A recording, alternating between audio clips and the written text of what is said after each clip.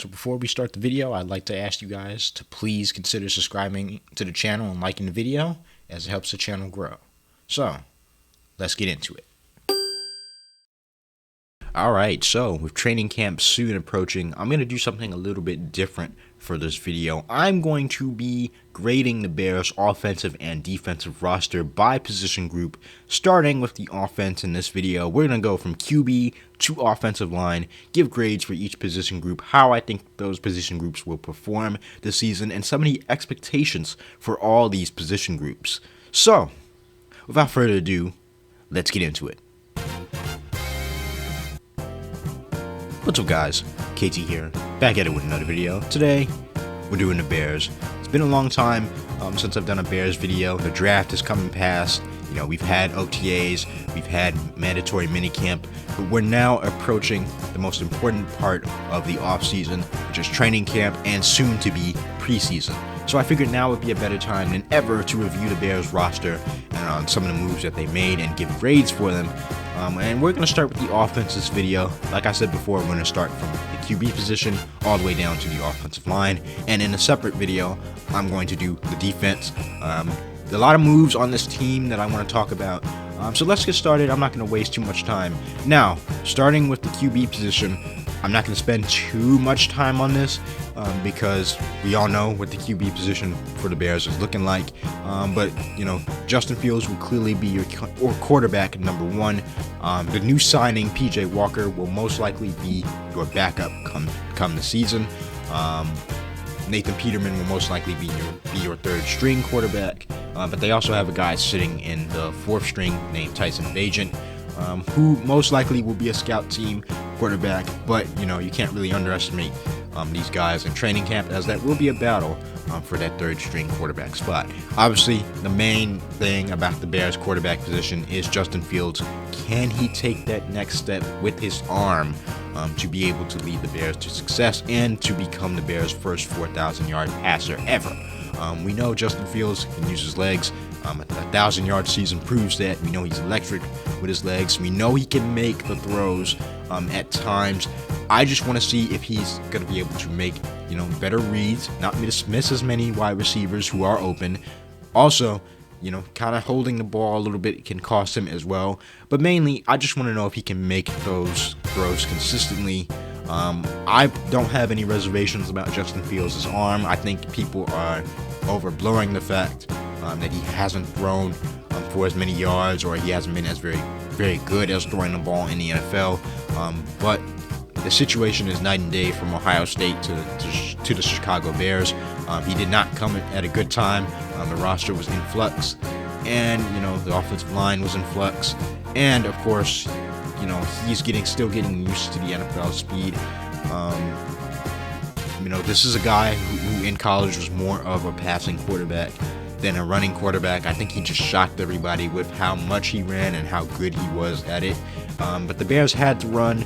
They had to use his legs to be able to be successful in games because they were just so talent devoid at the skill positions that it made it very difficult to pass the ball at a consistent basis. Do we see Justin Fields take an MVP type leap? I don't think so. Do we see him take that Jalen Hurts type leap? That's debatable, but I think we do see him take a significant leap to where he can be, you know, show people that he can be a very good NFL passer. But PJ Walker, Nathan Peterman, they'll be the backups on this team. I like PJ Walker as our backup. He fits the system. Overall, the Bears QB room is going to be a B- for me. Of course, with the uncertainty of Justin Fields, that could be higher or lower. But I'm more leaning towards higher, as he seems to be poised for a breakout year. Moving on to my favorite position group on the roster, the running back room. A lot has changed with this running back room going into this season. Mainly the departure of a fan favorite, David Montgomery, one of my favorite players on the team. With him jumping ship to a division rival in Detroit, that hurts. But the Bears made moves to get better, arguably better, in that running back room. You know, the starting position is up for grabs. They made a lot of moves. Khalil Herbert is returning for another year. He is my starter for now. You know, I like Khalil. last year he was really explosive. He was able to average more yards per carry than David last year. Just felt like the Bears were moving more towards Khalil Herbert than David Montgomery later in the year. Khalil Herbert has had some injuries, but not as much as David had in his career. I've been on record saying that I always liked Khalil in that second running back role, but let's see if he can make that leap to being a starting running back. But the Bears also, went out and signed D'Onta Foreman, who was basically unrecognizable from Nick Chubb late last season. D'Onta Foreman is a good running back. I always liked him in the NFL. He was good with Tennessee, just didn't get too many chances. He was good in Carolina. After they traded Christian McCaffrey, that's where he showed, his talent. Don't know why Carolina didn't keep him. But, of course, they got Miles Sanders. But D'Onta Foreman will be competing for that starting role. He could honestly win that starting role because he is a good running back. Of course, the Bears went out and got Travis Homer from the Seahawks. Good pass blocking. He can catch a little bit. But the main guy that might have the most talent, that might be better than all of these guys, might be Roschon Johnson in that third spot, the running back from Texas, the rookie from Texas. I think he has a lot of upside to him. I think the hype is a little bit overblown. I don't think he's going to start day one. I do see him taking a starting role maybe late next season, or maybe like around week 7 or something. Because he does have a lot of talent. He's a good runner, breaks a lot of tackles, he's explosive, kind of fits that David Montgomery role with being a very good pass catcher and pass blocker.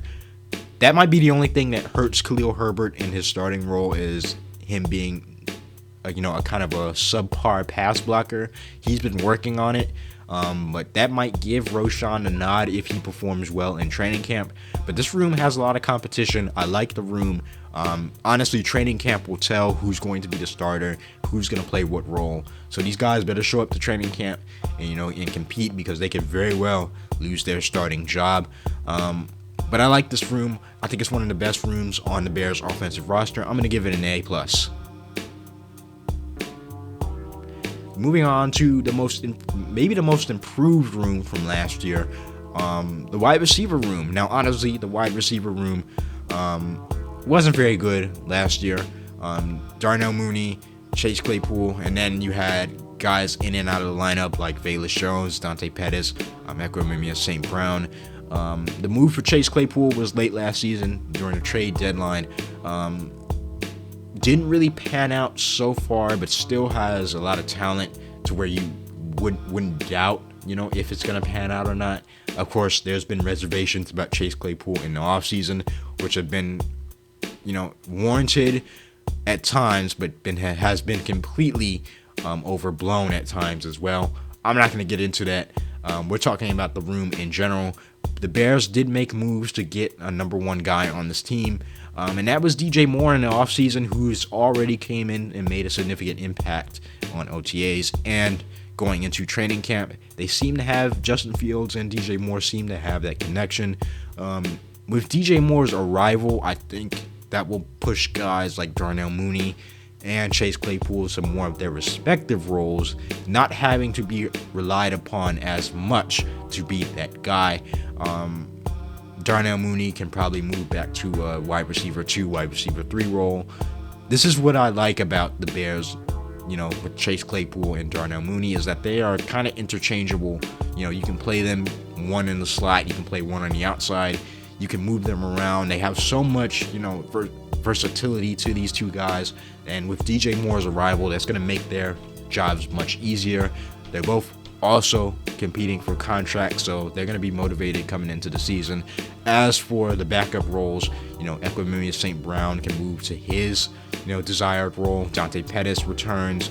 Velus Jones Jr. is on the bubble, but I've heard some good things about him. They also drafted Tyler Scott from Cincinnati, who I also liked with that pick. The Bears' 4th round was really, really good because of those picks. But Tyler Scott, another guy that can stretch the field. The only reason why he wouldn't, be a 4th string wide receiver is because his getting off the press for him is basically impossible, but he adds a lot of speed. He has a good fast twitch. He can get upfield. if, guys like Equimemius St. Brown, Dante Pettis, or even Darnell Mooney go down, Darnell Mooney or Chase Claypool go down with injury, I think Tyler Scott will be able to get a bigger role on the offense. Of course, with Bears fans and with every team, we kind of overblow our rookies a little bit. I don't think Tyler Scott will be ready to play right away, but I have heard some good things about him in OTAs. And then you got guys like Nasimba Webster, Darius Fountain, Tyreek Pitts, Joe Reed, and Aaron Cruikshank, guys that are most likely going to be running the scout team. So, it's a better wide receiver room. I think the question with Chase Claypool is still lingering in most people's minds. I don't know why. I know he didn't have a good season last year, but that's because he was traded mid-season. And honestly, if your wide receiver 3 is Chase Claypool, I would kill to have Chase Claypool as my wide receiver 3. This Bears wide receiver room is looking pretty good. I think it's just a matter of expectation. I'm going to give this grade an A. I'm not going to spend too much time with the tight ends, as the tight ends are, speak for themselves. Cole Kmet had his career year last year, leading the team in touchdowns and receiving yards. Cole Kmet will be asked to do less blocking with some of the upgrades on the offensive line, and I think that will pay dividends for him in the passing game, especially now that you have DJ Moore on this team, who will take pressure off of guys like Darnell Mooney, like Cole Kmet. And with that receiving room looking the way it is, that will take pressure off of Cole Kmet. He'll be able to move more in space, to be able to get open and get some more targets from Justin Fields. He will be Fields' safety blanket. They also went out and signed the former Packer Robert Tonyan, who can also basically do the same thing, a little bit better route runner than Cole Kmet, but he will most likely be the second string tight end. Definitely not a bad second string tight end that you would want to have. One of the better, second string tight ends. He's a red zone threat. We've seen videos of him in OTAs. I like the way he's looking. But overall, that pretty much shores up the tight end room. Jake Tongus and Chase Allen will be most likely fighting for our practice squad's position. The offensive line has gone through some changes as well. Starting with Darnell Wright, your new right tackle out of Tennessee. I've done a video about some of the draft picks, and specifically Darnell Wright, who was drafted number 10. What more is there to say about Darnell Wright other than he could be a beast? But I don't think he'll be a stud offensive lineman going into next year. I think he will have his rookie struggles, but the talent is there, good pass blocking. Surprisingly, he gets a lot of flack for his outside run blocking. I don't think that will be a problem, as the Bears will make him slim down. They have already got him to slim down a little bit, so I don't think that will be as much of a problem as people are making it out to be. I think the speed of the NFL will be a bit of a challenge for Darnell Wright, as going up against college pass rushers is much different than going against NFL pass rushers. So I think he will be able to overcome those struggles at first, but I think he will struggle at times. I don't think he's just gonna jump out the box and be a Pro Bowl right tackle, but I do like Darnell Wright. He definitely shores up a need that the Bears had. Going from Riley Reif and Alex Leatherwood to Darnell Wright is no comparison. With the right guard spot looking the way it is, Nate Davis was the big signing of the offseason, coming from Tennessee, had his best pass blocking year as a pro, but is more specifically known for his run blocking. And of course, he actually run blocked for what's his name? Derrick Henry in Tennessee when he had those two very good years in Tennessee. This was a big signing for the Bears.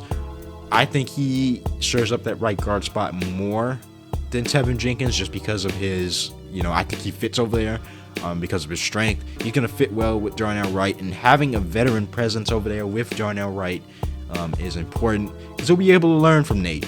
And I think that was a good move. That shores up the interior offensive line a little bit more, especially with guys going in and out of the lineup. Last year, I think he shores that up a little bit more. Cody Whitehair will be your starting center. His natural position, I have no reservations. I don't know why he wasn't playing that sooner over a guy like Sam Mustipher. Bad snaps have been said before, but they haven't had any issues with that, and he does add veteran presence. Cody is going into his last year, I think, and he's on the wrong side of 30, but I don't have any reservations about him. I think he'll be okay playing a center spot for another year. Tevin Jenkins will be making the move over to left guard. Not that big of a deal. He's moved positions before, and he's actually played well in almost every position that he's played. He played good at tackle, but they wanted to move him to guard. They moved him to guard. He played good at right guard. Now he's moving over to the left side of the line. There really is no questions about Tevin Jenkins' ability. It's just, can he stay on the field? Can he stay healthy? When healthy, he's one of the better guards in the NFL and has the potential to be one of the best guards in the NFL. And of course, the guy who really has a lot of questions for no apparent reason is Braxton Jones. Now, Braxton Jones was a 5th round pick, a year ago, I think, and came in and became a starter for the Bears last year and actually played pretty well. There are some questions about his strength. He struggled with the bull rush last year, and that's what most fans are hell-bent on why they shouldn't, have drafted Darnell Wright, because they don't think Braxton Jones is a very good left tackle, or they don't think he can play it consistently. I have no reservations about Braxton Jones. I think he's been getting stronger. I think he'll be able to use, that experience from last year, to deal with bull rushes more. Of course, a rookie is going to have struggles. This offensive line is young, and it has some young pieces that need veteran leadership. He was killer as a run blocker last year. Pass blocking, he was pretty good too. It's just the bull rush that he really struggled with. But I think, he made some improvements to that part of his game. I think he'll be better this year. I don't have any questions about Braxton Jones per se, other than can he, take the bull rush. But I definitely don't have any reservations about Braxton. I think he will perform well. Other than that, you got guys coming out the bench like Ja'Tyre Carter, Lucas Patrick, who will be the second string center, Dieter Eastland, who will be the second string right guard, Larry Borum, who was extremely upset that Darnell Wright took his spot. Maybe that will push Larry Borum to get better, to maybe gain a starting job over Darnell Wright. I doubt it, but if he works hard enough, maybe. Nothing is a given for Darnell or any rookie on this team. Kellen Deitch will be the backup left tackle, and then you have guys that are kind of interesting, like Doug Kramer, who is the third string center. Look out for him if they want to develop him. He can be maybe a rotational guy to play center and step in. And of course, you have Alex Leatherwood and a bunch of guys that might not make the practice squad roster. Alex Leatherwood will most likely not be on the team because he was not very good for them, and I think that's kind of run its course with Leatherwood. So overall, looking at the Bears offense, it's all dependent on Justin Fields this year. They've made moves to get better. They put more talent around the offensive team. They still have a fullback in Kari Blasingame. I forgot to mention that. Their run game has gotten a little bit better. They made some improvements, getting DJ Moore, an alpha wide receiver. They still have Chase Claypool. They still have Darnell Mooney. Cole Kmet will have a better year. The offensive line has been upgraded a little bit more to be one of maybe the better unit than it was last year. Anything is better than last year. Still some questions about this Bears offense. Can Justin Fields take that next step with his arm? Can Chase Claypool, live up to that 32nd overall pick that he was traded for? Will Darnell Mooney get a contract extension? Same question for Chase Claypool. Will Cole Kmet get a contract extension? How will Braxton Jones perform on the left side of the line? How will Darnell Wright perform in his new role, being the starting right tackle for the Chicago Bears? There are a lot of questions for this team, but it's definitely much more improved than it was last year. I'm excited to go into training camp. So overall, I'm going to give the Bears offense, a B, a solid B, just because we have some uncertainty going into the season. But I do like this group. I do think it's much more improved. It's all dependent on Justin Fields, and they have a lot of upside on this team on the offensive side of the ball. So I do like this group. I'm going to give it a B. But that's all I have for you guys in this video. Now, in a separate video, I will end up doing the defense next. That's a bit of a different story. Defense is hit or miss for me right now, especially that pass rush. But they did make some moves to get better, and they also made some very good things on the defensive side of the ball. So when I hit you guys with that video, you'll know. So if you guys want to be notified when I drop that video, hit the notification bell and make sure you subscribe to the channel, as it helps the channel grow. Like the video if you enjoyed it. Leave a comment in the comment section. What do you guys think about the Bears offensive roster? Follow me on social media, as I will be retweeting things as we go into training camp. But overall, I hope you guys enjoyed the video. Thank you guys for watching, and I'm out. Peace.